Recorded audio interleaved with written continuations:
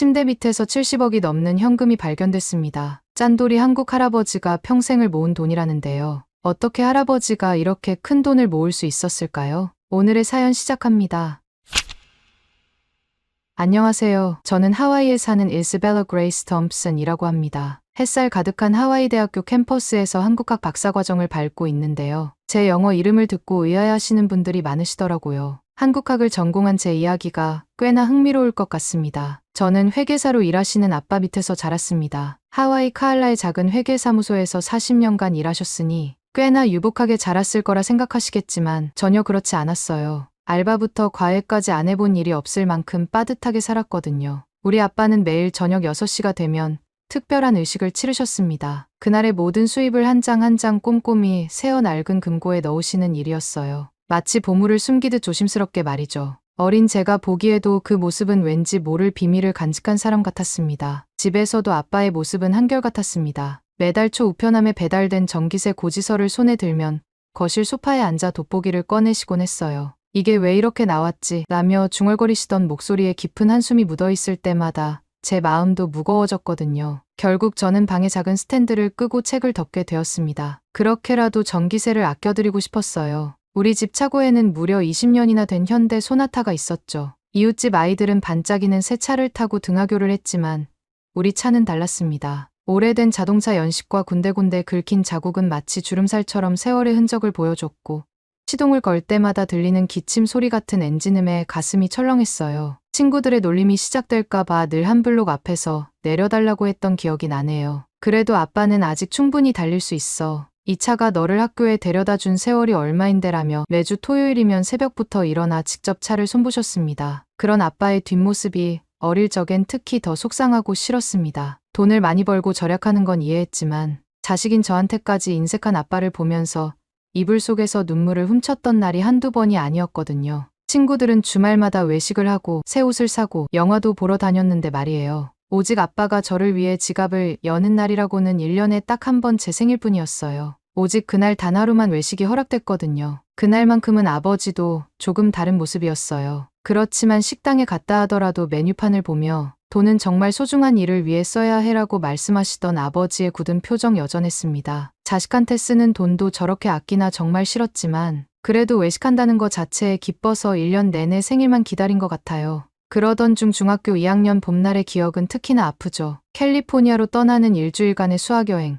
반 친구들은 모두 들떠 있었지만 저는 달랐습니다. 수학여행비 마련을 부탁드렸을 때 아버지는 며칠 밤을 뜬 눈으로 보내시더니 결국 고개를 저으셨어요. 그날 아침 담임 선생님께 할머니가 편찮으셔서 가봐야 해요라고 거짓말을 하게 되었습니다. 제 뺨을 타고 흐르는 눈물을 감추느라 얼마나 애썼는지 몰라요. 지금도 가끔 그날의 부끄러움과 서러움이 가슴 한켠을 아프게 조여오곤 합니다. 그러다가 제 인생의 전환점을 맞이하게 되었죠. 스탠포드 대학교 합격 통지서를 받았을 때였습니다. 그때만큼은 아빠도 기뻐하셨어요. 그렇지만 장학금은 전체 학비의 절반밖에 나오지 않았죠. 아빠와 한 달 내내 실랑이를 벌였지만 결국 그 돈으로는 무리야라는 말씀만 반복하실 뿐이었습니다. 그때 운명처럼 만난 분이 김민수 선생님이에요. 고등학교 3학년 담임 선생님이셨는데 스탠포드 합격 통지서를 받고도 며칠째 우울하게 있던 저를 교무실로 부르셨거든요. 늦은 오후 다른 선생님들은 거의 퇴근하고 텅 빈 교무실에서 이사벨라,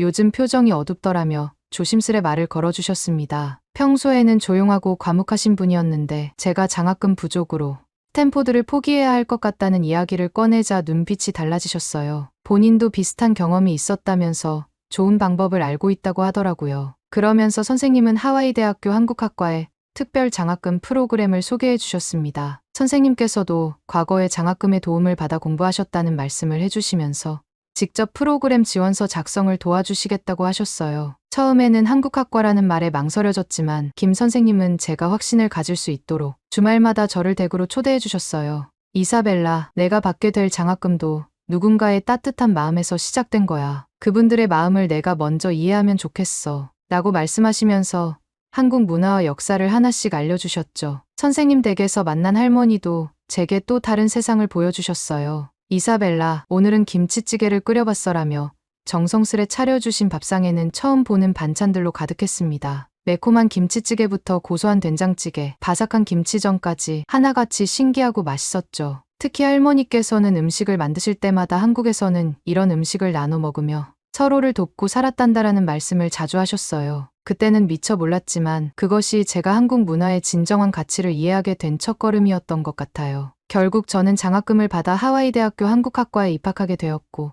김 선생님의 추천으로 한국학연구소에서 일할 기회도 얻었답니다. 돌이켜보면 그때 김 선생님의 도움이 없었다면 지금의 저는 없었을 거예요. 미국에서는 상상도 못할 일이잖아요. 선생님 가족이 이렇게까지 제자를 챙겨주시다니요. 특히 할머니께서 매주 정성껏 차려주시는 밥상 앞에서는 제가 마치 친손녀가 된 것만 같았어요. 우리 집에서는 느껴보지 못했던 따뜻한 가족의 정을 느낄 수 있었거든요. 한국 사람들의 이런 따뜻한 정과 배려심이 정말 놀라웠습니다. 그리고 식사가 끝나면 할머니가 옛날 이야기도 자주 들려주셨어요. 우리나라에는 이런 전설이 있단다라며 시작되는 이야기들은 늘 새로웠습니다. 호랑이와 곰이 인간이 되려 했던 단군 신화부터 연인들의 슬픈 사랑 이야기인 견우와 직녀까지 할머니의 목소리에 실려 전해지는 이야기들은 마치 저를 다른 세상으로 데려가는 것 같았어요. 미국의 개인주의적인 문화와는 달리 한국의 이야기에는 늘 가족과 공동체를 위한 희생과 사랑이 담겨 있다는 게 참 인상적이었습니다. 그렇게 저는 주말이면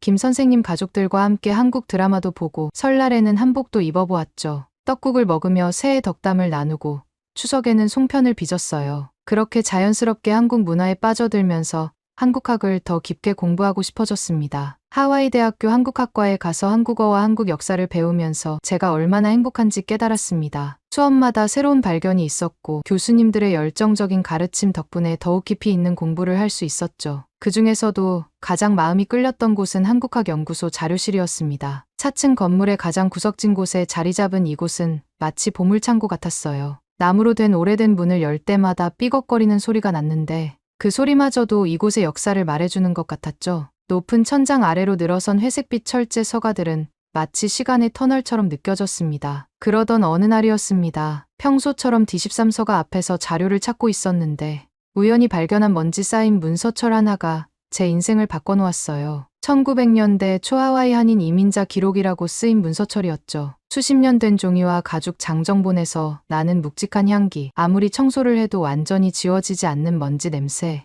그리고 오래된 목재 서가에서 배어나오는 은은한 나무 향이 뒤섞인 공기 속에서 문서를 펼쳤습니다. 그때였어요. 차가운 형광등 불빛 아래서 한 장의 사진이 제 시선을 사로잡았어요. 와이야와 교회 앞 계단에 촬영된 단체 사진이었는데 8x10인치 크기의 흑백 사진이었죠. 사진 속 교회는 하얀 목재로 지어진 전형적인 개신교, 예배당 모습이었고 계단 위에는 20명 정도의 한인들이 도열해 있었습니다. 특히 눈에 띈 건 중앙에 서 있는 한 남자였어요. 키가 훤칠했고 당시로서는 드물게 양복을 깔끔하게 차려입고 있었죠. 그런데 그의 눈빛이 독특했습니다. 다른 사람들이 모두 카메라를 향해 어색한 미소를 짓고 있는데 반해 그는 마치 저 멀리 무언가를 꿰뚫어보듯 날카로운 시선을 던지고 있었어요. 깊은 주름이 진 이마와 굳게 담은 입술에서는 범상치 않은 결연함이 느껴졌습니다. 사진을 뒤집어 보니 발엔 잉크로 1904년 7월 15일 와이야와 한인교회 신축 기념이라고만 적혀 있을 뿐이었어요. 인물들의 이름은 찾을 수 없었지만 그 남자의 강렬한 눈빛은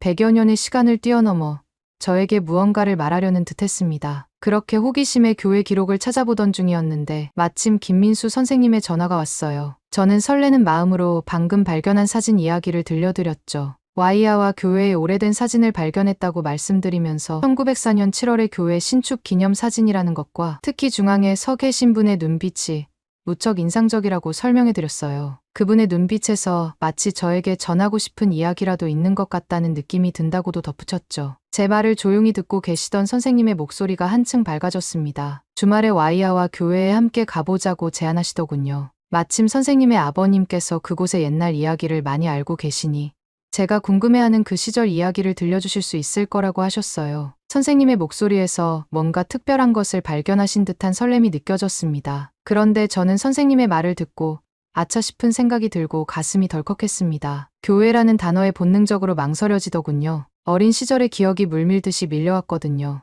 매주 일요일 아침 저한테도 돈을 잘 쓰지 않으시던 아빠가 헌금 봉투를 들고 교회로 향하던 아버지의 굳은 표정이 떠올랐거든요. 헌금함 앞에서 한참을 망설이시다가 결국 깊은 한숨과 함께 봉투를 넣으시던 모습이었는데 큰 돈이 아니더라도 매번 헌금을 하는 아빠가 원망스러웠어요. 아무튼 그런 기억이 있긴 했지만 연구자로서의 호기심으로 그 불편한 기억을 덮어버리기로 했죠. 와이아와 교회는 1900년대 초한인 이민자들의 중심지였으니까요. 결국 토요일 오후 저는 김민수 선생님을 따라 교회로 향했습니다. 100년이 넘은 하얀 목조 건물 앞에 도착했을 때 현관 계단에 앉아 계신 한 노신사가 눈에 들어왔어요. 팔순이 넘으신 나이임에도 허리는 꼿꼿했고 단정하게 다려입은 하늘색 셔츠와 베이지색 면바지 차림이 무척 정갈해 보였습니다. 김민수 선생님께서 저를 아버님께 소개해 주셨어요. 천천히 일어나시는 노신사가 바로 김용호 씨, 김민수 선생님의 아버님이셨죠. 잘 정돈된 은백색 머리카락, 깊은 주름 사이로 빛나는 날카로운 눈빛, 그리고 무엇보다 제가 본 사진 속 그 남자와 묘하게 닮은 분위기가 느껴졌어요. 김용호 씨는 귀에 익은 듯한 중후한 목소리로 저를 앉으라고 하시더니 갑자기 표정이 심각해지셨습니다.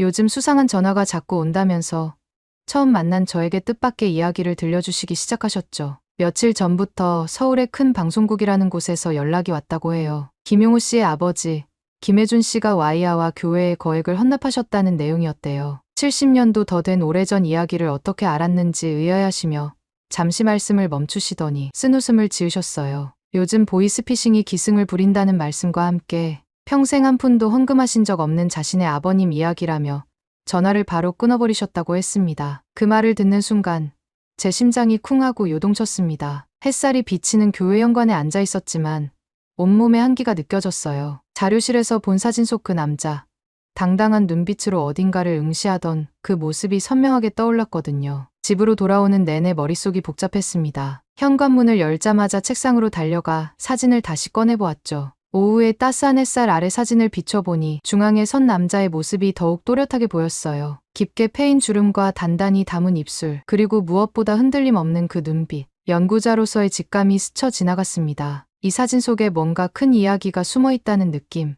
그리고 그것이 김용호 씨의 이야기와 분명 연결되어 있을 거란 확신이 들었어요. 떨리는 손으로 김민수 선생님께 전화를 걸었습니다. 수화기 너머로 들려오는 선생님의 목소리는 여전히 차분했어요. 저는 조심스럽게 김혜준 할아버지가 어떤 분이셨는지 여쭤보았습니다. 잠시 수화기 너머로 깊은 숨소리만 들리더니 곧 선생님의 목소리가 이어졌어요. 할아버지는 정말 심한 짠돌이셨다고 한 푼이라도 아끼시려고 평생을 사셨다는 이야기였습니다. 그 순간 등줄기로 묘한 전율이 흘렀어요. 책상 위 사진 속 당당한 눈빛의 사내와 한 푼도 헌금하지 않았다는 구두쇠. 할아버지의 이미지가 겹쳐지면서 이상한 느낌이 들었거든요. 마치 두 개의 서로 다른 퍼즐 조각을 맞추려는 것처럼 뭔가가 맞지 않았어요. 방송국에서 언급한 거액의 헌금 이야기와 극도로 절약했다는 할아버지의 모습 사이에는 분명 무언가가 숨겨져 있을 터였죠. 창밖으로 석양이 물들기 시작할 무렵 저는 이 의문이 제 인생을 완전히 바꿔놓을 거대한 이야기의 시작이 되리라는 걸 전혀 알지 못했답니다. 그저 호기심 어린 눈으로 사진 속 그 남자의 눈빛을 다시 한번 들여다보고 있었을 뿐이에요. 그 눈빛 속에서 문득 깨달았습니다. 체계적으로 조사해야 할 때라는 거요. 김민수 선생님께 전화를 드렸어요. 조심스럽게 함께 조사를 도와주실 수 있는지 여쭤보았죠. 선생님은 눈이 반짝이시며 흔쾌히 동의하셨고 우리는 다음날 아침 일찍 하와이 주립 문서관으로 향했습니다. 붉은 벽돌로 지어진 3층짜리 건물은 19세기 말의 모습을 그대로 간직하고 있었어요.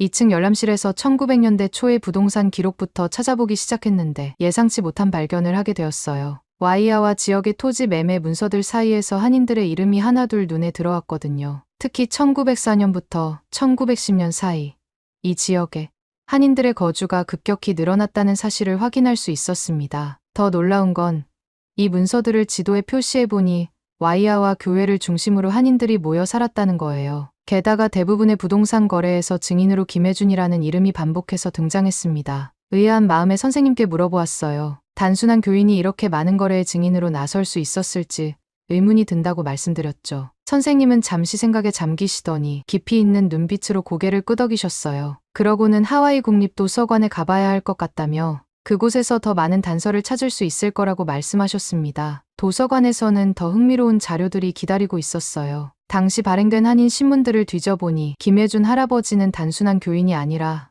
와이아와 한인회의 총무를 맡고 계셨더군요. 신문 기사들은 그가 한인 사회에서 상당한 영향력을 가진 인물이었음을 보여주었습니다. 그때 김민수 선생님이 문득 무언가를 떠올리신 듯 몸을 앞으로 기울이시더니 하와이 대학에 최근 기밀 해제된 FBI 문서들이 있다는 이야기를 들으셨다며 눈을 반짝이셨어요. 목소리에는 기대감이 가득했죠. 그걸 한번 확인해보면 어떻겠냐고 조심스레 제안하셨습니다. 우리는 서둘러 하와이 대학 정부 문서 보관소로 향했습니다. 지하 1층의 서늘한 공기 속에서 1910년대부터 40년대까지의 FBI 감시 기록들을 찾아보기 시작했어요. 그리고 거기서 놀라운 사실을 발견했죠. 갑자기 선생님이 저를 다급히 부르셨어요. 평소의 차분한 목소리와는 달리 떨리는 음성이었죠. 선생님이 가리키시는 문서에는 충격적인 내용이 담겨 있었어요. 일본 총영사관의 정보원들이 와이아와 지역 한인들을 감시했다는 내용이었는데 특히 세탁소들을 주시했다고 적혀 있었거든요. 문서에 따르면 그들은 한인 세탁소들이 수상한 자금을 운용한다고 의심했지만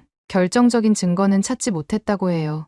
더욱 놀라운 발견은 그 다음이었어요. FBI가 꼼꼼하게 작성한 김혜준 할아버지의 일일 동선 보고서였죠. 노란 빛이 바랜 종이에는 할아버지의 일상이 마치 시계처럼 정확하게 기록되어 있었습니다. 매일 아침 6시 이른 새벽 공기를 가르며 세탁소 셔터를 울리는 소리로 하루를 시작하고 저녁 8시면 어김없이 문을 닫는 규칙적인 생활이었어요. 그런데 FBI 요원들의 날카로운 관찰력이 포착한 특이점이 있었습니다. 한 달에 2번, 보통 날씨가 흐린 날이면 할아버지는 갑자기 호놀룰루 방면으로 사라졌다가 이틀 정도 후에 돌아오곤 하셨대요. 심지어 그 시간 동안에는 FBI의 숙련된 감시망에서조차 완전히 자취를 감췄다고 합니다. 보고서 말미에는 이러한 패턴이 일본 정보원들의 감시를 교묘하게 피하기 위한 치밀한 전략이었을 것이라는 분석이 붉은 잉크로 밑줄 쳐져 있었어요. 저도 모르게 탄성이 나왔습니다. 이런 치밀한 작전이라니 마치 첩보 영화의 한 장면 같았어요. 평범한 세탁소가 독립운동의 자금을 관리하는 비밀 기지였다는 사실에 가슴이 뛰었죠. 김민수 선생님은 깊은 생각에 잠기신 듯 천천히 고개를 끄덕이셨어요. 세탁소야말로 완벽한 위장이었다고 설명해 주셨죠. 현금 거래가 빈번한 업종이라 큰 금액이 오가도 자연스러웠고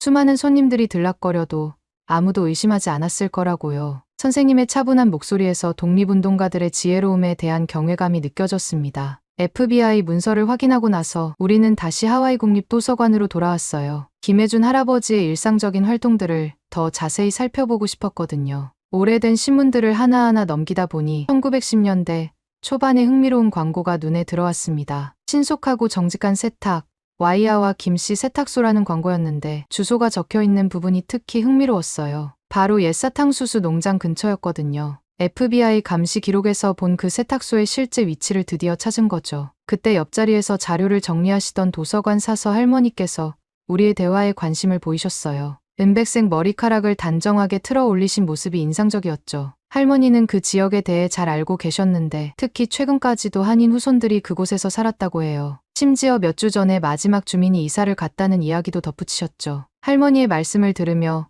김민수 선생님과 눈이 마주쳤어요. 두 사람 다 같은 생각을 하고 있다는 걸 알 수 있었죠. FBI 문서에서 본 세탁소가 아직 그 자리에 남아있을지도 모른다는 기대감이 피어올랐거든요. 할머니는 우리의 진지한 태도를 보시고는 친절하게 건물의 정확한 위치가 표시된 오래된 지도를 보여주셨어요. 와이아와의 북쪽 옛 사탕수수 농장 자리에서 멀지 않은 곳이었습니다. 더구나 그 건물이 최근까지 한인 후손들의 거주지로 사용되었다는 사실은 그곳에 무언가 중요한 단서가 남아있을 수 있다는 희망을 주었어요. 더 이상 지체할 시간이 없었습니다. FBI의 감시 기록, 신문 광고, 그리고 이제 막 이사 간 한인 가옥이라는 실마리들이 모두 한 곳을 가리키고 있었거든요. 서둘러 자료들을 정리하고 김민수 선생님과 함께 그 주소로 향했습니다. 하와이의 늦은 오후, 우리는 구불구불한 비포장도로를 따라 한참을 달렸습니다. 빽빽한 열대림 사이로 햇살이 간간히 새어들었고 차창 밖으로는 사탕수수 밭이었을 법한 너른 들판이 펼쳐졌어요. 그러다 도로가 살짝 꺾이는 지점에서 우리가 찾던 건물이 모습을 드러냈습니다. 낡은 2층 목조 건물은 마치 오래된 흑백 사진처럼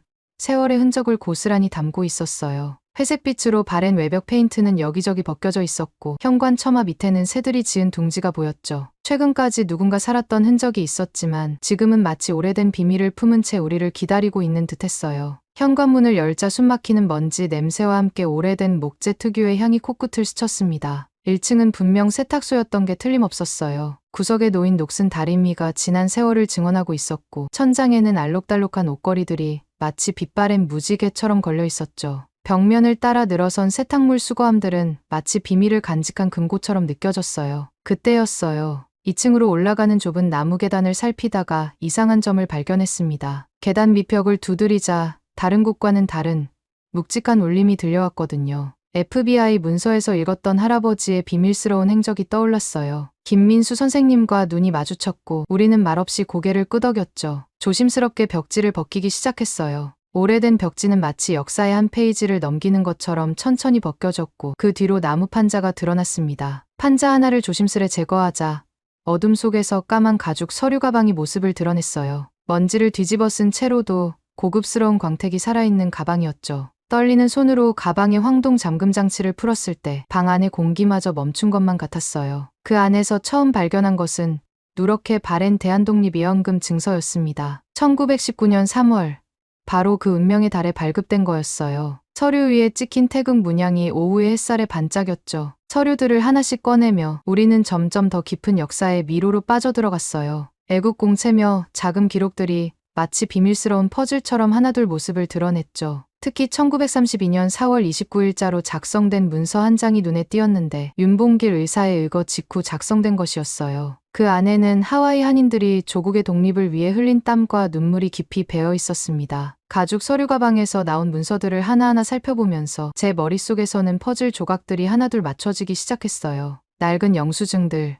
세세하게 기록된 장부들, 암호 같은 메모들, 이 모든 것들이 하나의 거대한 진실을 가리키고 있었습니다. 이게 모두 김민수 선생님의 목소리가 떨렸어요. 우리는 서로를 바라보며 말을 잇지 못했습니다. 김혜준 할아버지는 단순한 세탁소 주인이 아니었어요. 그는 독립운동의 숨은 영웅이었던 거죠. 세탁소는 독립운동 자금을 모으고 운영하는 완벽한 위장이었고 한인의 총무라는 직책은 다른 독립운동가들과 은밀히 연락할 수 있는 철저한 가면이었습니다. 문서들을 자세히 들여다보면서 저는 눈시울이 뜨거워지는 것을 느꼈어요. 할아버지는 가족들에게조차 이 모든 것을 철저히 감추셨더군요. 심지어 아들인 김용호 씨에게 극도로 인색한 아버지로 보이는 것까지 모두가 가족들을 지키기 위한 연기였던 거예요. 일제의 감시망이 좁혀올 때마다 구두쇠 노인의 가면을 쓰고 큰 돈을 모으시는 것이 덜 의심스러웠을 테니까요. 해가 저물어갈 무렵 연구실로 돌아와 책상 위에 발견한 문서들을 펼쳐놓았습니다. 형광등 불빛 아래 누렇게 바랜 종이들이 마치 오래된 상처처럼 보였어요. 그러다 문득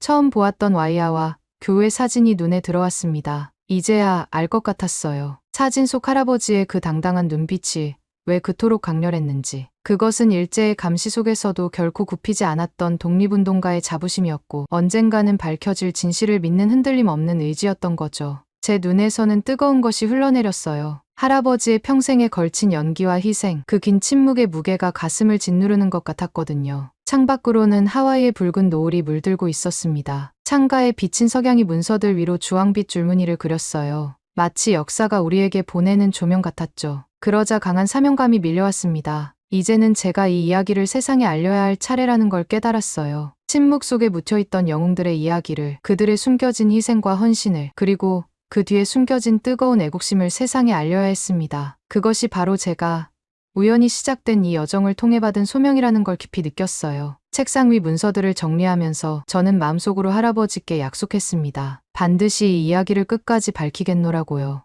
연구실에 돌아와 형광등 불빛 아래서 차곡차곡 자료를 정리하면서도 머릿속은 온통 새로운 생각들로 가득했거든요. 밤이 깊어갈수록 연구실 창밖으로 보이는 하와이의 밤하늘은 점점 더 어두워졌지만 제 마음속은 오히려 더욱 선명해지고 있었어요. 책상 위에 켜진 스탠드 불빛이 할아버지의 독립운동 자료들을 비추는데 그 누런 빛이 마치 오래된 역사의 한 페이지를 밝히는 것만 같았습니다. 문득 아빠 생각이 스쳐 지나갔어요. 매일 저녁 6시 마치 의식처럼 하시던 그 행동이 눈앞에 아른거렸거든요. 돈을 세고 확인하고 금고에 넣으시던 그 꼼꼼한 손길이요. 순간 가슴이 철렁 내려앉았습니다. 그동안 저는 얼마나 아빠를 오해했던 걸까요? 그저 인색하다고만 생각했던 그 모든 행동들이 이제는 전혀 다르게 보이기 시작했어요. 잠시 생각에 잠겨 펜을 멈추고 있는데 갑자기 머릿속에서 번개가 치듯 깨달음이 찾아왔습니다. 김혜준 할아버지와 제 아빠의 모습이 마치 두 장의 사진을 겹쳐놓은 것처럼 오버랩되기 시작했거든요. 극도로 검소한 생활, 주변의 오해를 감내하면서도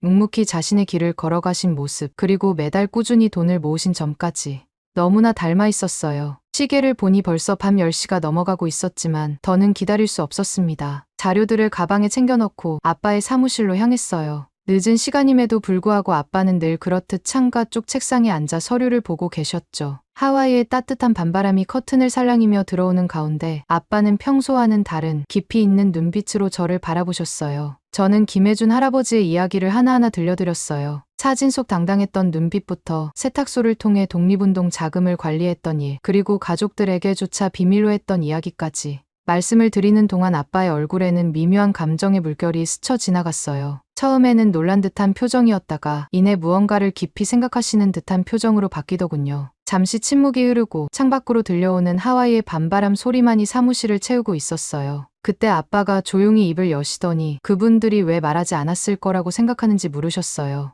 예상치 못한 질문에 저는 말문이 막혔죠. 그러자 아빠는 책상 위에 놓인 커피잔을 천천히 들어한 모금 마시고는 깊은 한숨과 함께 말씀을 이어가셨어요. 목소리를 낮추며 진정한 선행은 말없이 하는 것이라고 하셨죠. 잠시 머뭇거리시더니 아빠도 사실은 말하고 싶지 않았다고 덧붙이셨어요. 그 말씀을 하실 때의 떨리는 목소리가 지금도 생생해요. 마치 오랫동안 가슴 깊이 묻어두었던 비밀을 처음으로 털어놓는 것 같은 그런 떨림이었죠. 아빠의 조심스러운 고백에 사무실 안의 공기마저 무거워지는 것 같았어요. 창밖에서 들려오는 밤바람 소리가 그 순간을 더욱 깊이 있게 만들었답니다. 아빠의 목소리에 처음 듣는 떨림이 묻어났어요. 그리고는 서랍에서 낡은 가죽 수첩을 꺼내셨죠. 40년간의 기록이 고스란히 담긴 그 수첩에는 전 세계 소년 소녀가장들의 이름과 사연이 빼곡히 적혀 있었어요. 회계사로 일하면서 만난 수많은 가난한 아이들의 사연이 마음에 걸려 월급의 상당 부분을 이들을 위해 꾸준히 기부해 오셨다는 걸 조용히 털어놓으셨죠. 수첩을 천천히 넘기시며 아빠는 처음에는 한두 명을 도왔다고 말씀하셨어요. 그러다 도움이 필요한 아이들이 너무 많다는 걸 알게 되셨다고 해요. 그 말씀을 하시던 아빠의 목소리가 흔들리며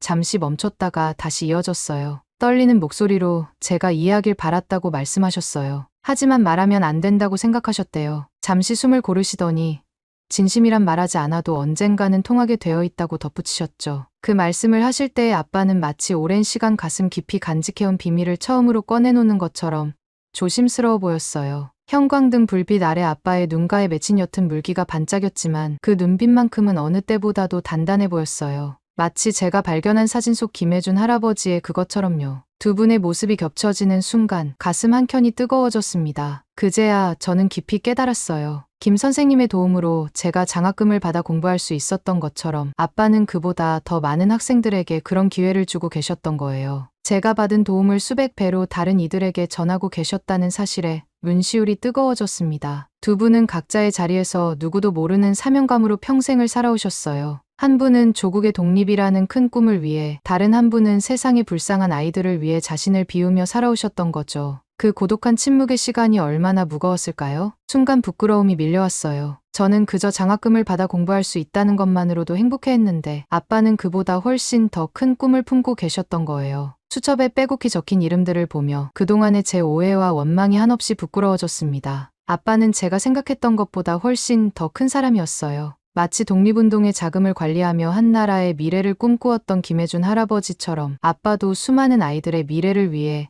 당신의 전부를 바치고 계셨던 거죠.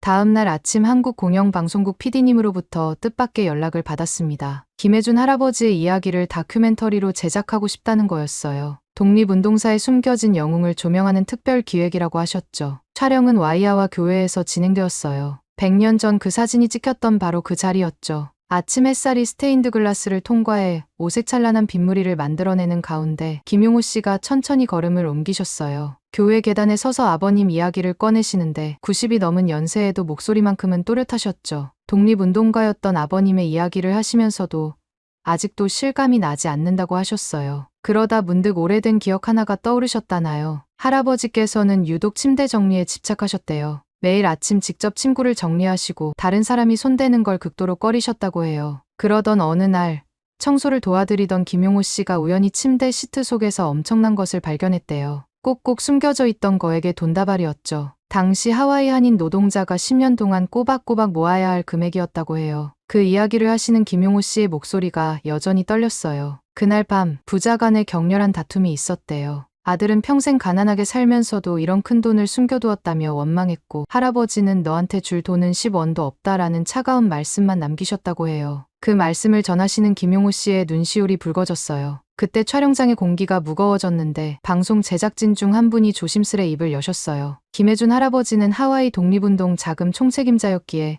가족들에게조차 비밀을 유지해야만 했다고 해요. 일제의 감시망이 날로 촘촘해지던 시기였기에 가족들의 안전을 위해서라도 철저히 비밀에 붙여야 했다는 거죠. 그 말을 들은 김용호 씨가 떨리는 목소리로 말씀하셨어요. 하와이 한인들이 조국 독립을 위해 헌금을 모은다는 사실은 알고 있었대요. 하지만 자식한테도 한 푼 쓰지 않던 그런 구두쇠 아버지가 독립운동 자금을 모으고 계셨다는 건 꿈에도 생각지 못했다고 하셨죠. 더구나 그건 아버님 한 분의 돈이 아니었답니다. 하와이 전역의 한인들이 한마음 한뜻으로 자발적으로 모은 거액이었다고 해요. 촬영장의 분위기가 숙연해진 가운데 다큐멘터리 연출을 맡은 PD가 추가 설명을 해주셨어요. 당시 모금된 자금을 현재 가치로 환산하면 70억 원에 달한다고 해요. 특히 충격적이었던 건 그 돈이 이봉창, 윤봉길 의사의 의거에 사용된 폭탄 제조 비용으로까지 이어졌다는 사실이 최근 명백히 밝혀졌다는 거였어요. 역사학자로 보이는 한 제작진은 목소리를 가다듬으며 말을 이었죠. 하와이 한인의 국단원들이 사탕수수밭에서